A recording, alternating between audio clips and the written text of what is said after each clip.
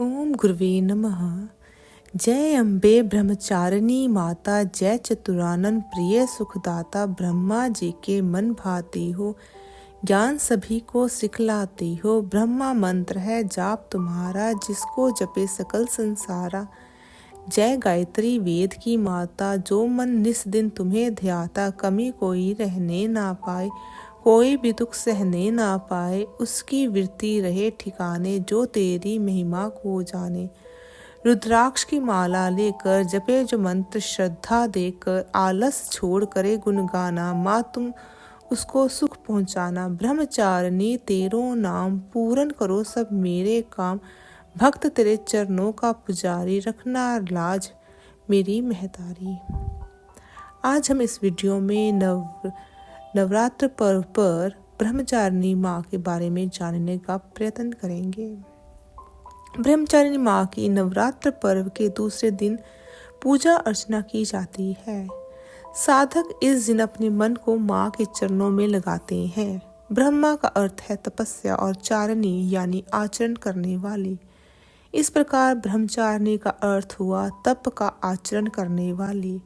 इनके दाहिने हाथ में जप की माला एवं बाएं हाथ में कमंडल रहता है। यह जानकारी भविष्य पुराण से ली गई है। देवी ब्रह्मचारिणी साक्षात ब्रह्मा का स्वरूप है। माँ ब्रह्मचारिणी को इस लोक के समस्त चर और अचर जगत की विद्याओं की ज्ञाता माना जाता है। माँ ब्रह्मचारिणी सफेद रंग के वस्त्र धारण करती है। माता के दाहिने हाथ में जप की माला और बाएं हाथ में कमंडल सुशोभित है। माँ ब्रह्मचारिणी पवित्रता, शांति, तप और शुद्ध आचरण का प्रतीक मानी जाती है। ऐसा है माता का स्वरूप। दधाना कपाभ्याम श्यमाला कमंडलू, देवी प्रसिद्ध तू मई ब्रह्मचारिणी उत्तमा। इस दिन साधक कुंडलिनी शक्ति को जागृत करने के लिए भी साधना करते हैं, जिससे उनका जीवन सफल हो सके और अपने सामने आने वाली किसी भी प्रकार की बाधा का सामना आसानी से कर सके। माँ दुर्गा का दूसरा स्वरूप ब्रह्मचारिणी भक्तों और साधकों को अनंत फल देने वाला माना जाता है। इनकी उपासना से मनुष्य में तप, त्याग, वैराग्य, सदाचार, संयम की वृद्धि होती है। जीवन के कठिन संघर्षों में भी उसका मन कर्तव्य पथ से विचलित नहीं होता। मान्यता है कि माँ ब्रह्मचारिणी की कृपा से सर्वत्र सिद्धि और विजय की प्राप्ति होती है। दुर्गा पूजा के दूसरे दिन इन्हीं के स्वरूप की उपासना की जाती है। इस दिन साधक का मन स्वाधिष्ठान चक्र में स्थापित होता है। इस चक्र में अवस्थित मन वाला योगी समान बनकर माता की कृपा और भक्ति का आशीर्वाद प्राप्त करता है। माँ दुर्गा जी का यह दूसरा स्वरूप भक्तों और सिद्धों को अनंत फल देने वाला है। इनकी उपासना से मनुष्य में तप, त्याग, वैराग्य, सदाचार, संयम की वृद्धि होती है। जीवन के कठिन संघर्षों में भी उसका मन कर्तव्य पथ से विचलित नहीं होता। भगवान शंकर को पति रूप में प्राप्त करने के लिए घोर तपस्या की थी। इस कठिन तपस्या के कारण इस देवी को तपस्विनी अर्थात ब्रह्मचारिणी नाम से अभिहित किया। माँ दुर्गा की नव शक्ति का दूसरा स्वरूप ब्रह्मचारिणी का है। यह ब्रह्मा का अर्थ तपस्या से है। माँ दुर्गा का यह स्वरूप भक्तों और सिद्धों को अनंत फल देने वाला है। इनके तपस्या से तप, त्याग, वैराग्य, सदाचार और संयम की वृद्धि होती है। ब्रह्मचारिणी का अर्थ तप की चारणी यानी तप का आचरण करने वाली है। देवी का यह रूप पूर्ण ज्योतिर्मय और अनंत भव्य है। इस देवी के दाएं हाथ में जप की माला है और बाएं हाथ में यह कमंडल धारण किए हुए है। पूर्व जन्म में इस देवी ने हिमालय के घर पुत्री रूप में जन्म लिया था और नारद जी के उपदेश से भगवान शंकर को पति रूप में प्राप्त करने के लिए घोर तपस्या की थी। इस कठिन तपस्या के कारण इन्हें तपस्विनी अर्थात ब्रह्मचारिणी नाम से अभिहित किया गया।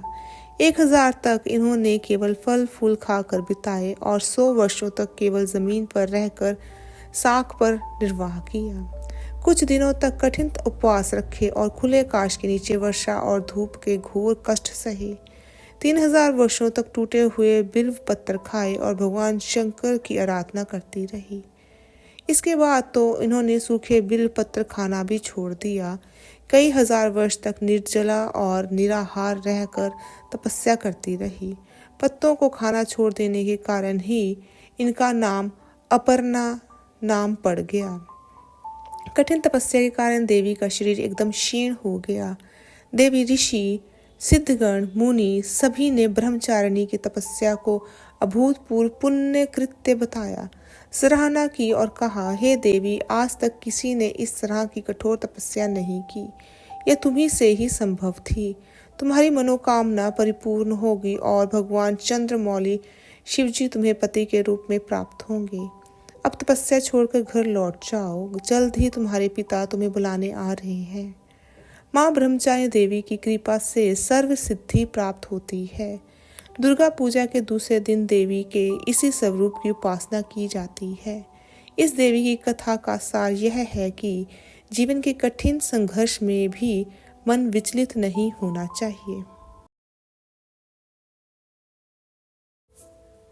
या देवी सर्वभूतेषु मां ब्रह्मचारिणी रूपेण संस्थिता, नमस्तस्यै नमस्तस्यै नमस्तस्यै नमो नमः।